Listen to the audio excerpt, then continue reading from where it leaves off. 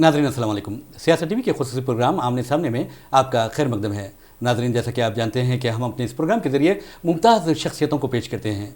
आज हम जो शख्सियत को आपके सामने पेश कर रहे हैं वो कोई खिलाड़ी नहीं है, या कोई अदाकार नहीं है, या फिर कोई साइंटिस्ट भी नहीं है, या फिर कोई सियासतदान भी नहीं है, बल्कि ये है मौलिम इंसानियत, मोहसिन इंसानियत के जो तालीमात हैं उसे दुनिया तक पहुंचाने वाली शख्सियत हैं। मेरी मुराद हज़रत मौलाना कलीम सिद्दीकी साहब से हैं, जो हैदराबाद तशरीफ़ लाए और हमने उससे इस्तिफ़ादा करते हुए उन्हें हमारे स्टूडियो में मदऊ किया है। आपका खैर मकदम है, बहुत बहुत शुक्रिया। जी।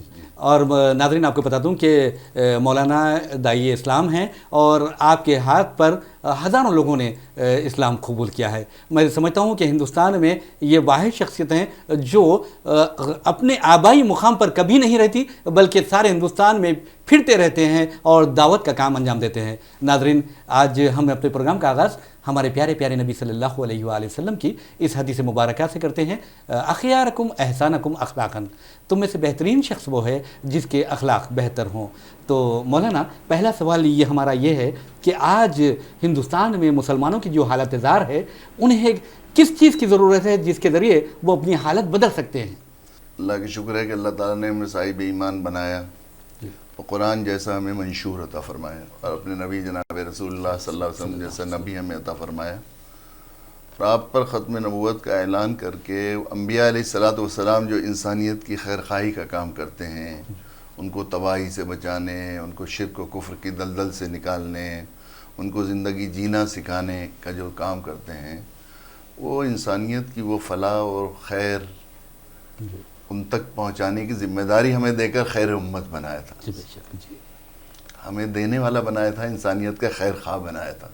असल में मैं जो है हमारे यहाँ से मानामा निकलता है अरमगान, आप वाकिफ़ हैं उससे, वो उसमें एक मजमून लिखा है मैंने 27 किस्तों में, हर मर्ज़ की दवा है सल्ले अला मोहम्मद। सुभान अल्लाह। जी। उसमें कुरान मजीद की आयत, हदीस शरीफा, तारीख़ के हवालों से और मौजूदा अपनी ज़िंदगी के तजर्बात की रोशनी में ये बात कहने की कोशिश की है कि मिल्लत के तमाम इनफरादी, इज्तमाही, सियासी, तालीमी, ख़ानदानी, माशरती सारे मसाइल इसलिए हैं, इस उम्मत को हम अल्लाह ताला ने दाई उम्मत बनाया था, इंसानियत की खैर खा उम्मत बनाया था। पूरी इंसानियत मुसलमानों के लिए नहीं पैदा किया गया था, बल्कि कुंतुम खैर उम्मा उखरिजत लिन्नास, तुम्हें निकाला ही है इंसानियत के फ़ायदे, तुम्हें अपने फ़ायदे के लिए फ़ायदा हासिल, मतलब कमाने के लिए नहीं, दूसरे को फ़ायदा पहुँचाने के लिए पैदा किया गया।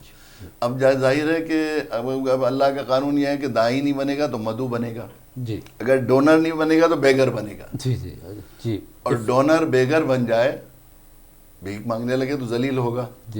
अब उसका इलाज सिर्फ यह है कि वो फिर अपने मकाम पर आ जाए, दुनिया इंसानियत को देने वाला बन जाए। यही इलाज है उसका। यही उसका हल है कि हम लोग दुनिया इंसानियत के खैर खा बन जाएं, जैसे हमारे नबी सल्लल्लाहु अलैहि वसल्लम आखिरी दर्जे में हर एक के खैर खा थे। जी। अक्सर हमारे दीन इस्लाम में और प्यारे नबी सल्लल्लाहु अलैहि वसल्लम की हदीस मुबारक हैं, उसमें पड़ोसियों के हुकूक पर ज़्यादा जोर दिया गया है। तो क्या आपको ऐसा नहीं लगता कि हम लोग जो मुसलमान हैं वो पड़ोसियों के हुकूक से यानी किनारा कश हो गए हैं, उसे फरामोश कर चुके हैं? जाहिर है कि वो तो पड़ोसी, तो लगता ही है कि हम लोग जो इस्लामी हुकूक हैं उसके, आप सोचें कि कितनी अल्लाह के नबी सल्लल्लाहु अलैहि वसल्लम ने इरशाद फरमाया, मिसाल के तौर पर अल्लाह के नबी सल्लल्लाहु अलैहि वसल्लम का बहुत मशहूर फरमान है कि पड़ोसी के हक़ में से एक हक़, अहम हक़ ये है कि तो अपनी दीवार उसकी दीवार से बग़ैर उसकी इजाज़त के ऊँची न कर। बहुत दिनों से तलाश कर रहा हूँ कोई मुसलमान ऐसा मिल जाए जो पड़ोसी से नक्शा की इजाज़त पास करा के फिर मकान बनाता हो। इस्लाम ये कहता है, अब जो है हम लोग नगर पालिकाओं से और किस तरह बड़ी बड़ी रिश्वतें देकर नक्शा पास कराते हैं। इस्लाम ये कहता है कि चारों तरफ के पड़ोसियों से नक्शा पहले पास करें, एनओसी लिया जाए, तब मकान बनाया जाए। कोई भी इसको वो नहीं करता।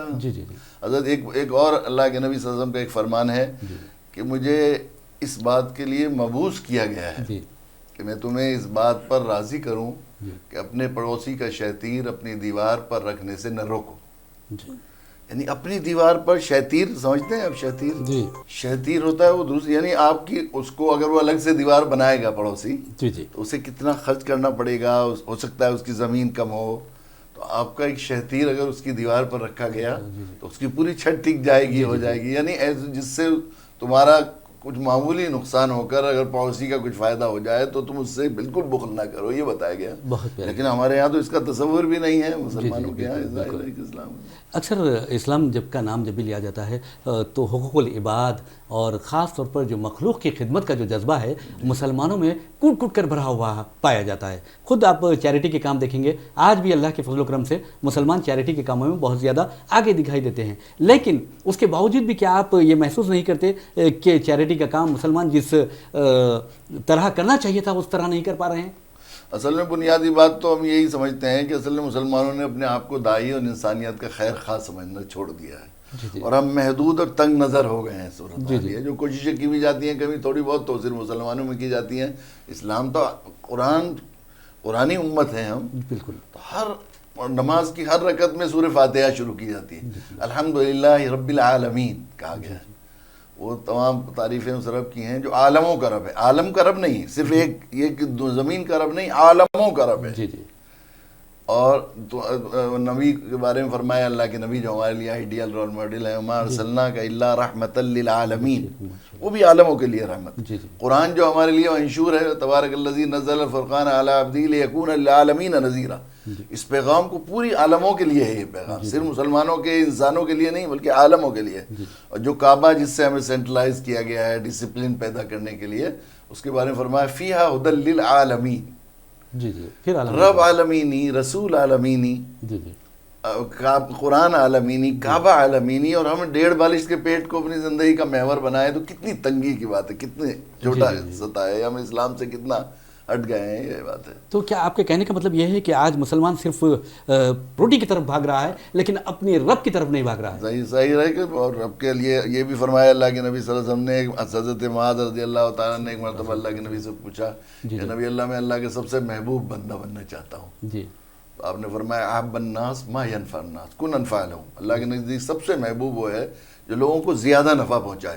اگر تم چاہتے ہو سب سے محبوب بن جاؤ تو سب سے زیادہ نفع پہنچانے والے بن جاؤ. انسان احب الناس ما ينفع الناس، انسانوں کو نفع پہنچائے. یہ نہیں فرمایا مسلمانوں کو یا نیک لوگوں کو یا متقی لوگوں کو یا بھلے لوگوں کو یا پارسا لوگوں کو، یہ نہیں فرمایا. انسانوں کو نفع پہنچانے والا سب سے زیادہ محبوب ہے. یہ ہمارے ظاہر ہے کہ نبی کا پیغام. بہت ہی پیاری بات. جی جی جی.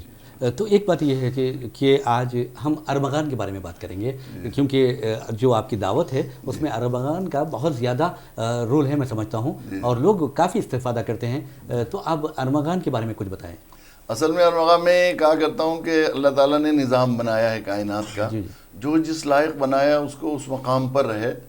نظام ڈسپلن کے تحت چلتا رہے گا. اللہ نے جو بنایا ہے، اللہ تعالیٰ نے ہر عزت والی چیز کو اوپر بنایا اور ذلت والی چیز کو نیچے بنایا. سر عزت کی چیز ہے، اوپر رہتی ہے، پاؤں نیچے رہتا ہے. سر کے اوپر ٹوپی عزت کی چیز ہے، اسے اگر آپ میز پر بھی رکھیں گے تو اونچی جگہ رکھیں گے. اور اگر یہ جو ہے جوتے کو رکھیں گے تو آپ اسے نیچے رکھیں گے، اسے اوپر نہیں رکھیں گے. اللہ تعالیٰ نے بنایا. تو چونکہ یہ رکھا اس لیے اللہ کے نبی صلی اللہ علیہ وسلم نے دین کے واسطے سے، وہ دین نبی صرف مسلمانوں کے نبی نہیں ہیں، یہ بھی بات ہے. اور قرآن صرف مسلمانوں کا قرآن نہیں. ہمارا سب سے بڑا ظلم تو انسانیت کے ساتھ یہی ہے کہ ہم یہ مس انڈرسٹینڈنگ پیدا کر دی ہے. خود بھی یہی سمجھتے ہیں کہ قرآن مسلمانوں کا دھارمک گرنتھ ہے اور حضرت محمد صلی اللہ علیہ وسلم رسولوں کے، اس لیے وہ قرآن سے استفادہ نہیں کرتے. کہ ہمیں سمجھتے ہیں یہ گندے لوگ ہیں، جاہل لوگ ہیں، ان کے رسول کو ہم کیوں پڑھیں، ان کے قرآن کو کیوں پڑھیں. حالانکہ قرآن میں ایک لفظ کہیں نہیں ہے. قرآن کے ساتھ یہ کتنا بڑا ظلم ہے کہ اسے مسلمانوں کا دھارمک گرنتھ کہا جائے. کہ قرآن مجید میں 6666 آیات میں 553 آیات میں قرآن ان لوگوں کے لیے ایڈریس کرتا ہے جو اپنے آپ کو مسلمان کہتے ہیں، اور 477 آیات کامن ہیں، اور 5800 کچھ سم تھنگ آیات بچتی ہیں. ان میں قرآن صرف ان لوگوں کے لیے ایڈریس کرتا ہے جو اپنے آپ کو مسلمان نہیں کہتے. مور دین 80%، 80% سے زیادہ قرآن صرف ان لوگوں سے بات کرتا ہے، ان لوگوں کے لیے بات کرتا ہے جو اپنے آپ کو مسلمان نہیں کہتے. تو اس کتاب کا یہ تعارف کہ وہ مسلمانوں کا دھارمک گرنتھ ہے، کتنی بڑی زیادتی ہے. ایسی اللہ کے نبی صلی اللہ علیہ وسلم کی بات بھی یہی ہے کہ اللہ کے نبی صلی اللہ علیہ وسلم بھی پوری انسانیت کے لیے رسول ہیں. انہوں نے پوری انسانیت کے لیے جینے کا طریقہ اور عزت کی زندگی گزارنے کا طریقہ بتایا. اس لیے اللہ کے نبی نے فرمایا الید العلیٰ خیر من الید السفلیٰ، اوپر والا ہاتھ نیچے والے ہاتھ سے بہتر ہے. اور دینے والا لینے والے، دیکھیے یہ بات سوال ہوتا ہے کہ بھئی جس کے غریب آدمی کیسے دینے والا بن سکتا ہے. اس کا بھی جواب اللہ کے نبی، خیر الغنی غنی النفس، مالداری دل میں ہوتی ہے. ہم دیکھتے ہیں بہت غریب لوگ ہوتے ہیں لوگ ہوتے ہیں جی جی لیکن وہ ہمیشہ اپنے عزیزوں اور رشتہ داروں پر چڑھائے رکھتے ہیں. جی بہت آپ دوستوں میں دیکھیں گے کھانا کھانے جا رہے ہیں کسی ہوٹل میں تو بعض لوگ تو بل کے وقت میں ٹوائلٹ چلے جاتے ہیں یا کسی کام, اور بعض لوگ اس سے پہلے جا کر بل ادا کرتے ہیں, حالانکہ ان کی مالی حالت زیادہ اچھی نہیں ہوتی. جی ہاں. دل میں مالداری ہے. جب آدمی بننا چاہتا تو اللہ کے نبی چاہتے ہیں اوپر والا بنے, جی جی دینے والا بنے. جی جی جی اب اس اللہ تعالیٰ نبی نے ہمیں خیر امت کا لقب دے کر دینے والی امت بنایا تھا, اب وہ لینے والی ہے. تو گاڑی کی چھت اوپر رہنے کے لیے ہے, پہیے نیچے رہنے کے لیے ہیں. جی ہاں چھت اوپر رہے اور پہیے نیچے رہیں گے تو گاڑی چلتی رہے گی صحیح, اور چھت نیچے پہیے اوپر ہو جائیں تو گاڑی پلٹ گئی بالکل تو وہ ایکسیڈنٹ کا شکار ہو گئی. ابھی ایکسیڈنٹ کے زد میں جو چیزیں آئیں گی وہ بھی تباہ ہوں گی, گاڑی کی سواری گاڑی تو تباہ ہوگی. جی جی اللہ تعالیٰ نے انسانیت کے لیے ہمیں انسانیت کا خیر خواہ اور دینے والا بنایا تھا. جی جی جی پوری دنیا کو ہمارا مدعو بنایا تھا. اب دینے والے لینے والے لینے والے دینے والے بن گئے ہیں. تو انسانیت کی گاڑی پلٹی ہوئی ہے. اب اسے ایک کرین کی ضرورت ہے. جی جی کرین لائی جاتی ہے. تو میں ارمغان کو ایک کرین کہتا ہوں بہت خوب. جی جی جی کہ جو لینے والے دینے والے وہ دینے والے بن جائیں, جو لینے والے ان تک بات پہنچائی جائے. اس کے لیے کوشش کی جا رہی ہے. اللہ کا شکر ہے اس نے ذہن بنایا ہے لوگوں کا, لوگوں میں شعور پیدا ہوا ہے کہ ہم لوگ حریف اور فریق نہیں دنیا سے, ہمارا دائی مدعو کا رشتہ ہے, وہ ہمارے ہیں, ان کو بچانے کی کوشش کرنا ہے. یہ بات ہے. مولانا ایک سوال یہ پیدا ہوتا ہے کہ دین اسلام کی جو دعوت آپ دیتے ہیں تو اکثر تعلیم یافتہ لوگ قبول کرتے ہیں یا وہ محبت کے ساتھ اصل میں دی جائے. اصل بات یہ ہے کہ ہندوستان جس میں اللہ تعالیٰ نے ہمیں پیدا کیا اور یہاں سے ہمیں وابستہ کیا ہے, اللہ تعالیٰ ان بزرگوں کو جزائے خیر دے کہ انہوں نے تقسیم وقت کے وقت دیوار بن کر ہمیں روک لیا یہاں سے جانے, ہمارے آبا و اجداد کو نہیں جانے دیا. حضرت مدنی, حضرت شیخ جو لوگ تھے, تو یقین یہ اللہ کے نبی کا ارشاد ہے کہ مجھے ہندوستان کی مٹی سے محبت کی خوشبو آتی ہے. یہ محبت بھرے لوگ ہیں بہت ہی. میدان دعوت میں جا کے جب ہم خیر خواہی کے لیے, میرے حضرت والا حضرت مولانا علی میاں رحمہ اللہ مرقدہ فرمایا کرتے تھے کہ ہم بڑے خوش قسمت ہیں کہ ایسی قوم کے لیے ہمیں دائی بنا کر بھیجا گیا ہے جو اپنے خیر خواہوں اور ہمدردوں کی دیوتا بنا کر پوجا کرتی. اتنا زیادہ ان میں جذبہ احسان مندی ہوتا ہے اور اپنی خیر خواہوں کی اتنی قدر کرتی ہے یہ قوم کہ یہ بناتی ہے. ایسی قوم کے ساتھ ہمیں, ہمارے ایک عزیز ہیں, انہوں نے قلفی والا تھا ایک, اس نے کہا کہ ذرا بھائی جان ایک شعر بتا دیجیے قلفی کی ریڑھی پر لکھنے کے لیے. تو انہوں نے شعر کہا, قریب آؤ تو شاید سمجھ سکو مجھ کو, قریب آؤ تو شاید سمجھ سکو مجھ کو, یہ فاصلے تو غلط فہمیاں بڑھاتے ہیں. بہت اچھا. میدان دعوت میں جاتے ہیں تو اندازہ ہوتا ہے کیسی محبت بھری قوم ہے. محبت اور خیر خواہی کے ساتھ بات کی جاتی ہے تو وہ بالکل ایک دم آخری درجے میں قدر کرنے والی قوم ہے ہمارے ہندوستان. بہت پیاری قوم ہے بالکل, اس میں کوئی شک نہیں ہے. لیکن ہم اپنا جو منصب ہے اسے بھول گئے ہم. جی جی بہرحال اس منصب کے بارے میں ہم ایک بات کرتے ہیں ایک چھوٹے سے بریک کے بعد.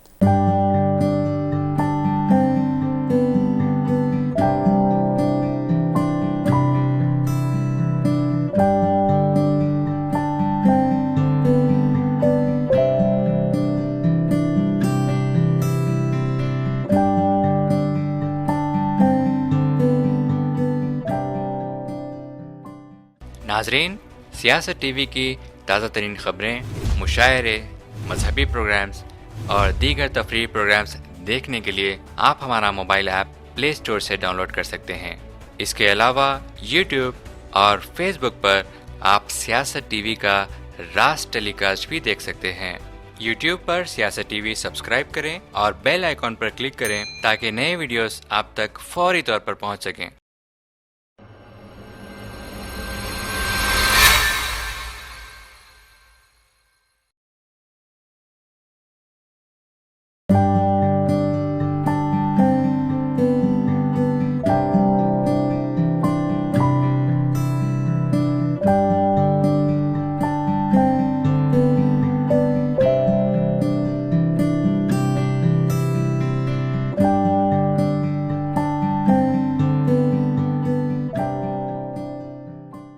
ناظرین, بریک کے بعد پھر سے آپ کا خیر مقدم ہے.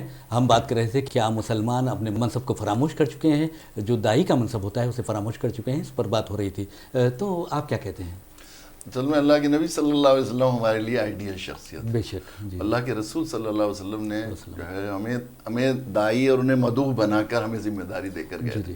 میرے حضرت والا حضرت علی میاں نور اللہ مرقدہ فرمایا کرتے تھے کہ دائی کی حیثیت طبیب کی, مدعو کی حیثیت مریض کی ہے. یہ طبیب فریق و حریف کا رشتہ نہیں ہے ہمارا, یہ نہیں ہے ہمارا دشمنوں کا.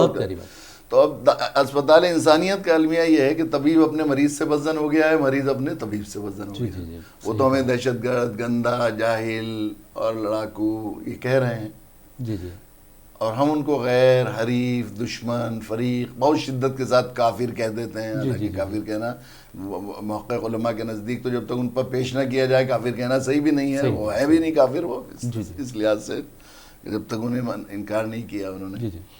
تو اصل میں مسئلہ یہ نہیں ہے کہ مریض اپنے طبیب سے بچا. مریض کی رائے بھی مریض ہو سکتی ہے، مریض پاگل بھی ہوتا ہے، مریض شدت درد سے کاٹ بھی لیتا ہے، ڈرپ نکال کے پھینک دیتا ہے، انجیکشن توڑ دیتا ہے، الٹی کر دیتا ہے، پخانہ پیشاب تک کر دیتا ہے. اور مریض اور مریض کے گھر والوں کا علاج نہ ہو رہا ہو اور مریض مرے جا رہے ہوں تو مریض اور مریض کے گھر والوں کا ہیجان، غصہ، جلال، انفعال، ریئیکشن سب برحق ہے. بالکل. لیکن طبیب کی اپنے مریض سے نگاہ پھر جائے اس کی گنجائش نہیں. یعنی دائی اپنے غفلت دیتی ہیں اس کو، اگر اسے غیر سمجھنے لگے گا، حریف سمجھنے لگے گا، یا اس میں غیریت آ جائے گی، ذرا سی نظر بھی پھر جائے گی اس کی، تو پھر وہ علاج نہیں کر پائے گا. ہمارے یہاں ہندوستان میں اللہ والے اطباء ہوا کرتے تھے یونانی. شاہل اللہ ایک بہت بڑے طبیب ہوئے ہیں، تکمیلہ ہندی ان کی بڑی مشہور، پلتی کہتے ہیں، شاہ ولی اللہ کے چھوٹے بھائی.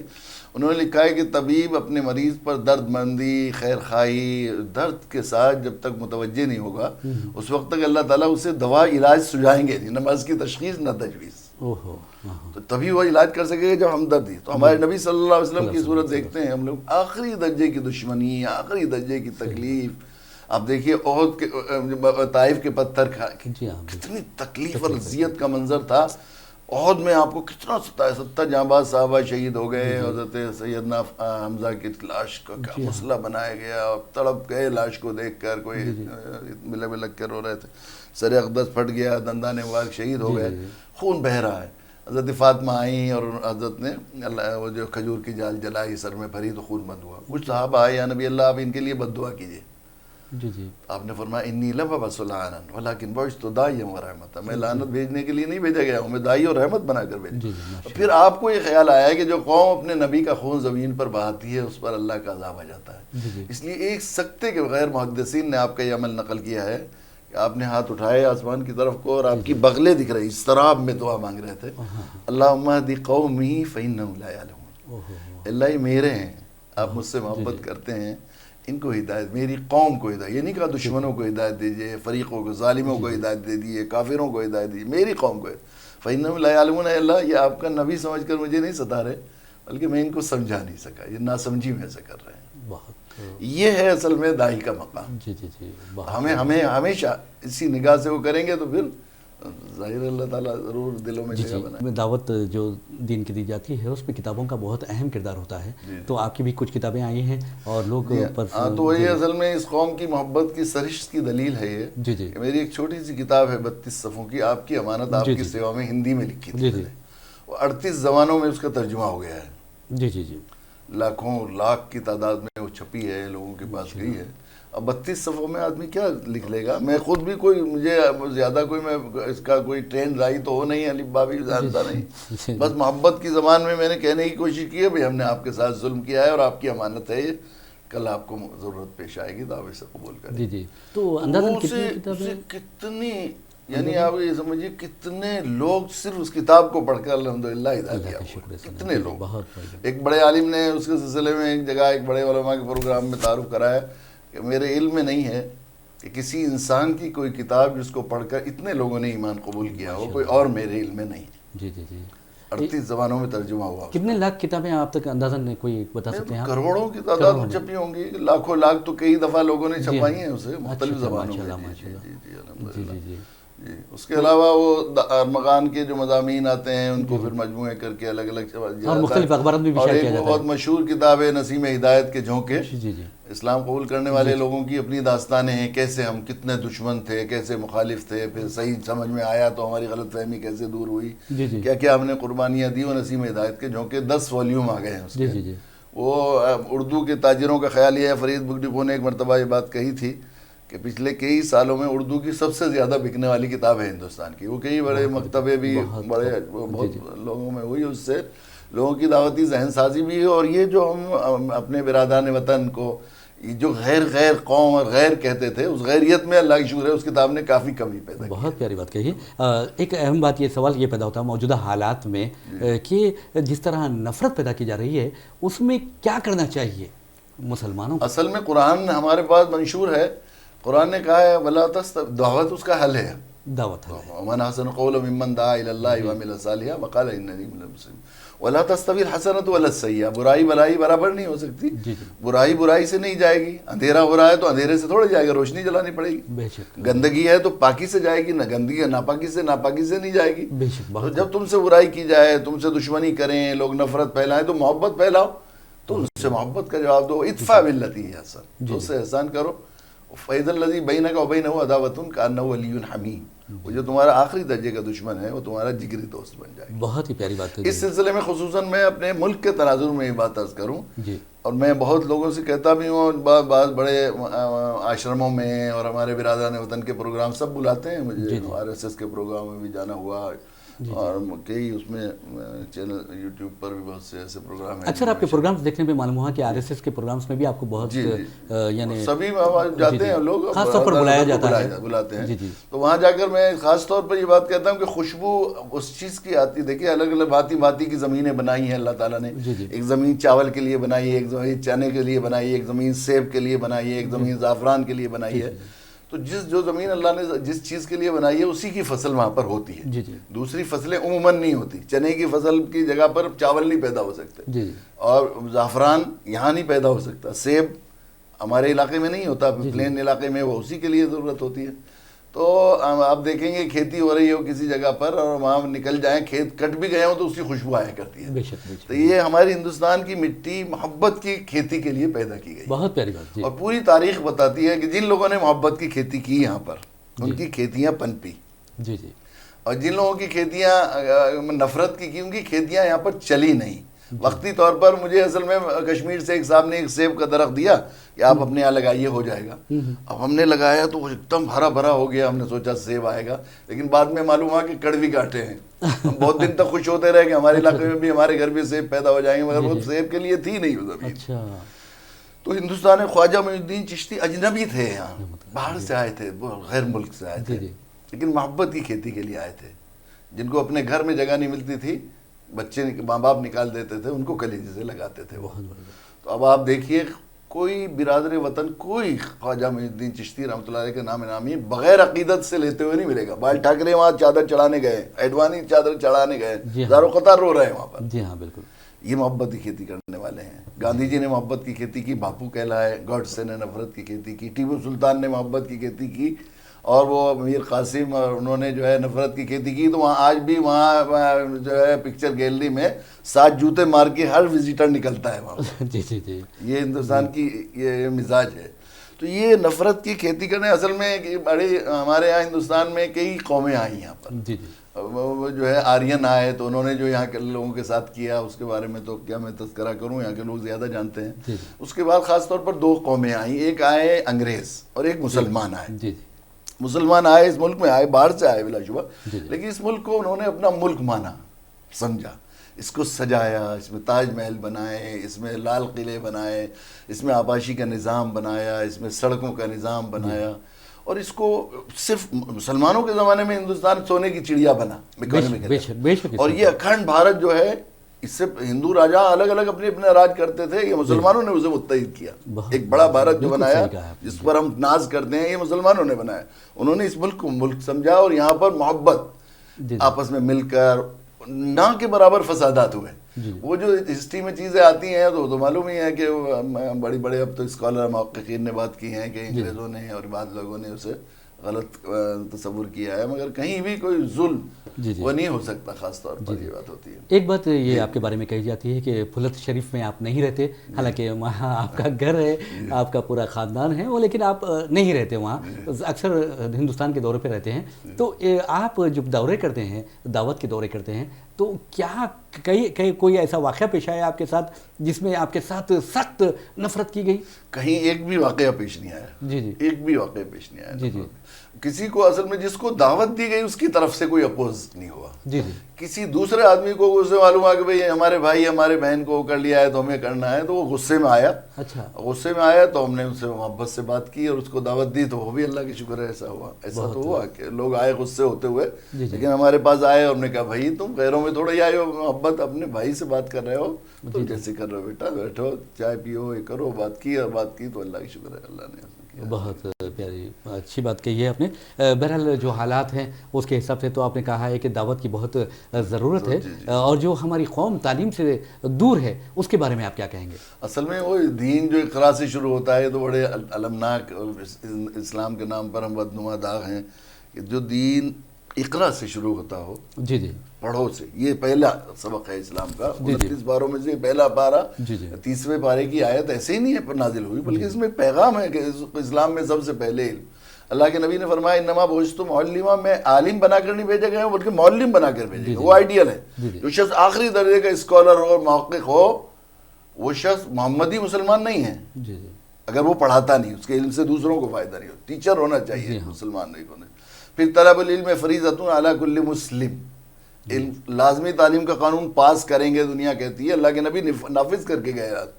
جہالت فرض کا تر بالاجماع حرام ہے.